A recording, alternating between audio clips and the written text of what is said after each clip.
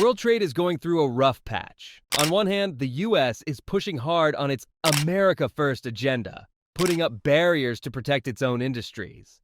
On the other hand, countries around the world are scrambling to keep up with the soaring demand for energy. Caught right in the middle is Canada. With its vast oil and natural gas reserves and its prime location, Canada now faces a big decision. Should it stick with its long-standing trade partner, the US, or branch out and tap into the booming markets in Asia? This debate is heating up in Ottawa. The growing fear of a full-blown trade war is making Canada rethink its strategy. Relying so heavily on the US has its risks, and Asia offers massive opportunities. But breaking into that market isn't as simple as flipping a switch. So, what's driving Canada to look east? Who are its biggest competitors there? And what hurdles, like building new pipelines, setting up LNG, liquefied natural gas plants, and handling environmental concerns, stand in the way? For decades, Canada has played it safe, sending most of its energy exports straight to its neighbor down south. It made sense. Close proximity, easy pipeline access, shared language, and solid political ties. But things started to shift when Donald Trump introduced tough trade policies, slapping extra tariffs on Canadian steel and aluminum and threatening more, especially in the auto industry. This rattled Canada. The thought of depending so heavily on one market suddenly seemed risky. One wrong move, one political fallout, and Canada could take a serious hit. Let us take a quick pause and answer this question. Should Canada bow to Trump's demands and become the 51st state and avoid tariffs? Or should Canada use its resources and also fight back with tariffs? Let us know what you think in the comment section below. While Canada and the US still call each other friends, the growing tensions of a trade war are making Ottawa nervous. Meanwhile, over in Asia, the hunger for energy keeps growing, especially in countries like China, India, Japan, and South Korea. These nations usually rely on heavyweights like the Middle East and Russia for oil and gas, but they're also looking for stable, reliable suppliers. That's where Canada sees an opening. It's raising its hand saying, "Hey, I've got what you need and I'm a safe bet." With all the global drama, sanctions, political conflicts, and shaky alliances, Canada's reputation as a calm, predictable partner gives it an edge. And it's not just talk. Canada holds some of the largest proven oil reserves on the planet. Alberta's oil sands alone are packed with massive amounts of crude, and the country's natural gas reserves aren't too shabby either. For years, though, Canada played it simple, pumping energy straight to the US. Why look elsewhere when the closest customer was right next door? But times have changed. With Trump's tough trade policies shaking things up, think steel and aluminum tariffs and threats against the auto industry, Canada started to realize that putting all its eggs in one basket might not be the smartest move. Shifting toward Asia, however, isn't as easy as flipping a switch. One big problem: infrastructure. Canada's west coast doesn't have the kind of massive ports or pipeline networks needed to easily ship energy across the Pacific. That's why big projects like expanding the Trans Mountain Pipeline and building LNG, liquefied natural gas terminals, are in the works. If these projects get finished, Canada could send its oil and gas directly to Asian markets by ship. But nothing's ever simple. These projects come with a hefty price tag, environmental concerns, and the need to respect indigenous land rights, all of which have slowed things down. Still, with the growing pressure from trade tensions, there's a push to speed things up. Trump's Make America Great Again policies, especially his use of tariffs to shield US industries, have been a major wake-up call for Canada. Canada has always seen itself as a friendly neighbor to the US, especially when it comes to trade. So, when Washington slapped tariffs on Canadian steel and aluminum, it felt like a slap in the face. Sure, there were some exemptions and quotas tossed in later, but the trust was already shaken. Ottawa couldn't help but ask, after all these years of working together, why hit us with penalties? This tension made Canada realize something big. If the US ever decided to target Canadian oil or natural gas with similar tariffs, it could be disastrous.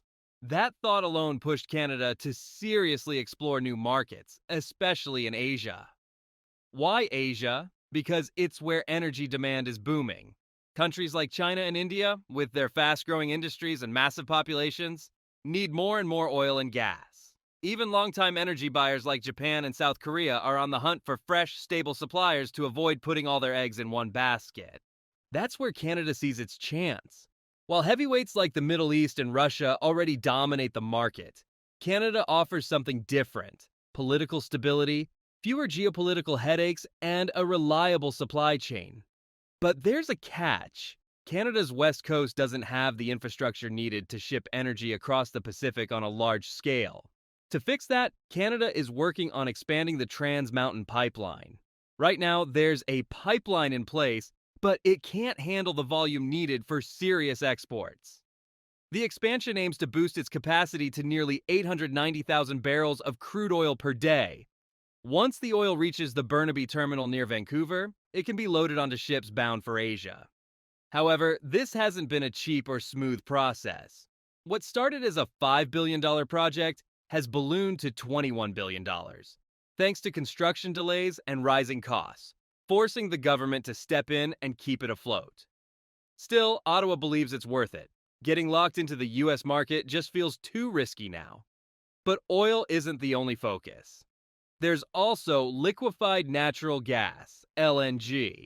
While Canada has plenty of natural gas, its ability to export LNG is still pretty limited. Meanwhile, the US has been crushing it, massively expanding its LNG exports and shipping to markets all over Europe and Asia. Canada doesn't want to be left behind. That's why it's backing major projects like LNG Canada in British Columbia. Spearheaded by Shell and other partners, the project is pouring billions into building a massive LNG plant. Once it's up and running, Canada's natural gas will be cooled into liquid form, loaded onto ships, and sent across the Pacific. The hope is to lock in long-term deals with energy-hungry countries like Japan, South Korea, and China, securing Canada's spot as a key LNG supplier. Of course, none of this comes without challenges. Indigenous communities have raised concerns about the environmental and cultural impacts of these massive energy projects. Many fear the risk pipelines pose to their lands and ecosystems, leading to legal battles and protests that have slowed progress. The Canadian government is walking a tightrope. On one side, it's dealing with pushback from Indigenous communities worried about the impact of pipelines on their land and way of life. To ease tensions, Ottawa is putting compensation deals, safety measures, and environmental protections on the table. On the other side, environmental groups are sounding the alarm over Canada's oil sands. Extracting crude from these sands is carbon heavy, making it a major target for climate activists pushing for cleaner energy. So, while Canada is eager to expand its energy exports, especially with the looming threat of trade tensions with the US, it can't ignore the growing pressure to go green. But here's where things get interesting. Asia's energy needs are skyrocketing. China is the world's largest oil importer, and India's fast-growing economy is hungry for more energy every year. Japan and South Korea, meanwhile, have long relied on oil and gas from the Middle East. But recent global shakeups have made them rethink that strategy. They want to spread out their energy sources to avoid getting caught in future supply chain shocks. This is where Canada sees its big break. With its reputation as a stable democracy and a low risk of sanctions or geopolitical conflicts, it can offer Asian countries long-term, reliable contracts. Something buyers love. But there's a catch: price and distance. Middle Eastern oil has a shorter, cheaper route to Asia. Canadian oil, on the other hand, has to travel farther by sea, which adds to shipping costs. However, stability has its price. With the fallout from the Russia-Ukraine war, some Asian countries are looking to limit their reliance on Russian energy, either to align with Western sanctions or simply to reduce risk. Japan and South Korea in particular are eyeing safer alternatives. While China and India still scoop up discounted Russian oil, there's a growing mindset among some refiners. Let's not put all our eggs in one basket. Canada sees this as an open door. It's thinking, hey, if they want options, I can be one. Trump's trade war didn't start Canada's shift toward Asia, but it definitely hit the gas pedal. For years, Canada toyed with the idea of branching out beyond its cozy trade relationship with the US. But when tariffs and threats started flying, it was like a wake-up call. The mindset shifted from "we'll get to it eventually" to "we need to move now." If Canada pulls this off, it could seriously change the game. Right now, the US buys the lion's share of Canada's energy exports.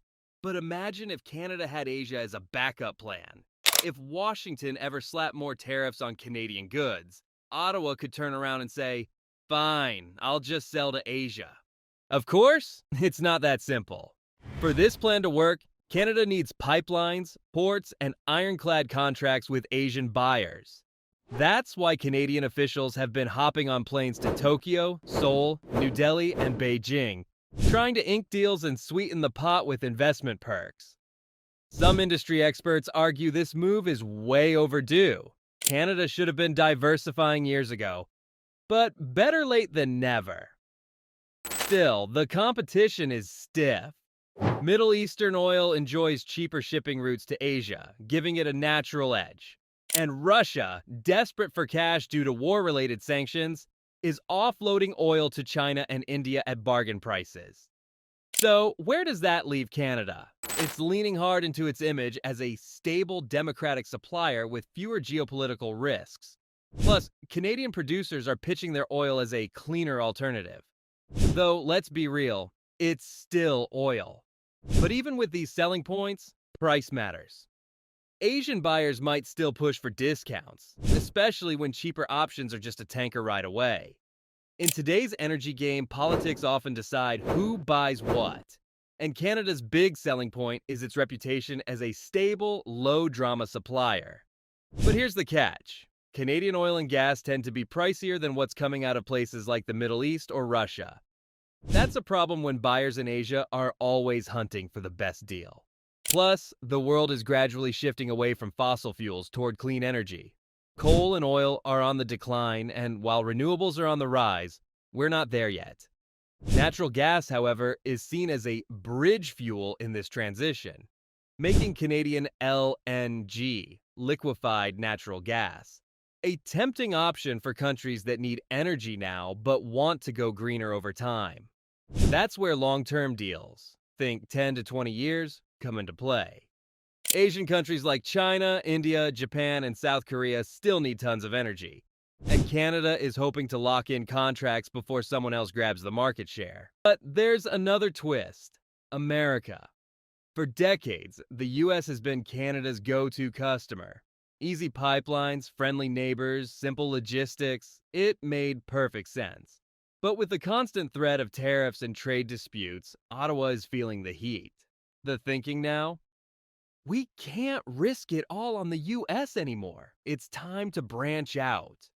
Of course, Canada isn't about to ghost the US overnight. The American market still brings in huge profits, and it'll remain a top buyer. But if things go south, like more tariffs or political spats, Canada wants the option to say, "Fine, I'll sell more to Asia." The thing is, building the infrastructure to make that happen isn't fast or cheap. Experts say it could take 5 to 10 years before enough pipelines, ports, and LNG terminals are up and running. So this isn't a quick fix, it's a long game. But it sends a clear message. Canada's looking for options. This shift might even push Washington to cool down the trade tensions. After all, if Canada starts focusing more on Asia, US refineries could lose out on some of that reliable, affordable Canadian oil. For now, the US-Canada friendship is still intact. No one's slamming the door shut. But Ottawa's making it clear. Betting everything on one market is no longer an option, especially when Asia's booming economies are eager for more energy. Once Canada wraps up its big pipeline and LNG projects, it might finally shake off its "just for North America" label and step onto the global energy stage. This isn't just about bragging rights, it's about strategy. Right now, Canada leans heavily on the US as its main customer for oil and gas. But what happens if that relationship hits a rough patch? Trade wars, tariffs, or shifting policies could leave Canada in a tough spot. That's why Ottawa is thinking ahead. If things get messy with the US, we'll have Asia waiting in the wings, and there's plenty of demand in Asia. Countries like China, India, Japan, and South Korea are always on the lookout for stable energy suppliers. Canada, with its democratic stability and massive reserves, fits the bill. Of course, this isn't a risk-free plan. Building massive pipelines and LNG terminals comes with hefty price tags, environmental concerns, and debates over indigenous land rights. Plus, geopolitics is always unpredictable. But for Canada, having a backup market could be a game changer, especially when US trade policies become unpredictable. This whole shift gained momentum during the Trump era when tariff threats and NAFTA renegotiations put Canada on edge. Suddenly, the idea of not putting all our eggs in one basket became more than just talk. It became a serious plan. But here's the big question: can Canada actually pull this off? Or will all the logistical headaches, high costs, and environmental hurdles keep it grounded? And if they do succeed, how will Washington react? Will the US brush it off or start worrying about losing its neighbors' energy supplies to Asia? What do you think? Could this move rattle the close energy ties between Canada and the US? Or is it just another strategic backup plan? Drop your thoughts in the comments. This could get interesting. The energy world is shifting fast, and Canada's play for Asia might just shake up the balance. Will these projects break ground or end up collecting dust? Let us know what you think in the comment section below.